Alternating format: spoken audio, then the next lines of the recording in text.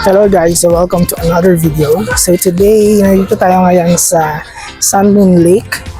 Nag-book tayo sa Klook ng tour papunta dito. So from Taichung ay nagbiyahe ng 2 hours din para makarating dito sa Sun Moon Lake. So sa tour guys ay English speaking naman yung tour guide, tapos 7 kaming adult and may isang bata na kasama. Ayan. So kasama guys dun sa tour ay sumakay kami ng yate papatawid ng Sun Moon Lake pupunta sa kabilang side guys. Tapos meron dong island kung saan pwedeng i-explore.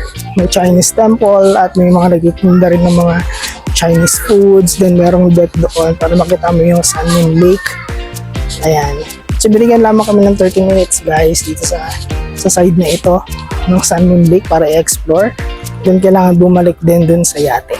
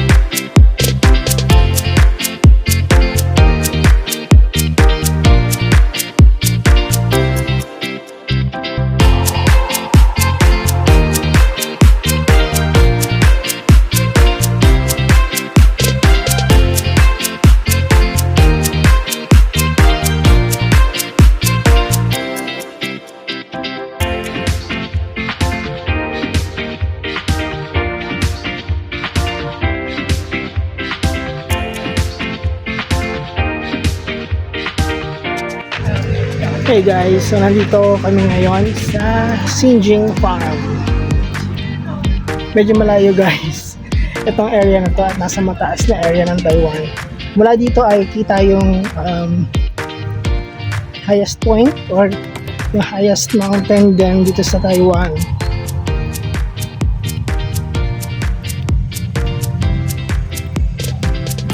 Ang entrance fee dito guys sa Xinjing Farm ay $270 Taiwan dollar. At binigyan kami dito guys ng 2 hours para mag-explore.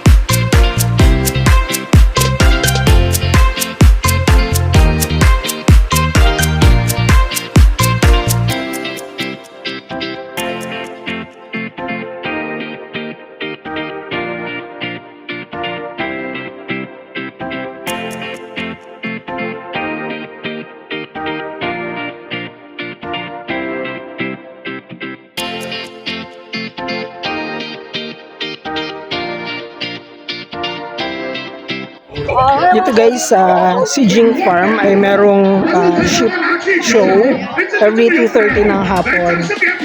At pinapakawalan nila guys yung napakadaming mga sheep dito. Tapos pwede mo siyang ma-encounter closely. Ayan, so ang dami nagpapapicture. Saka may nabibili guys dito na pagkain. Ano rin siya, dayami din siya pero nakabalot. Pwede mo ipakain doon sa mga tupa.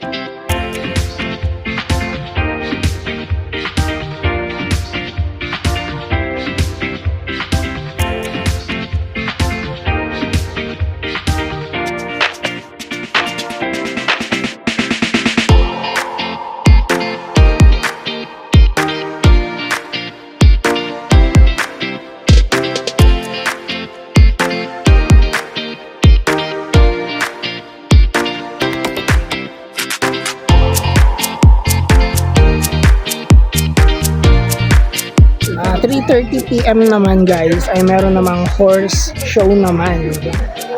Yung mga sheep guys ay doon yung show.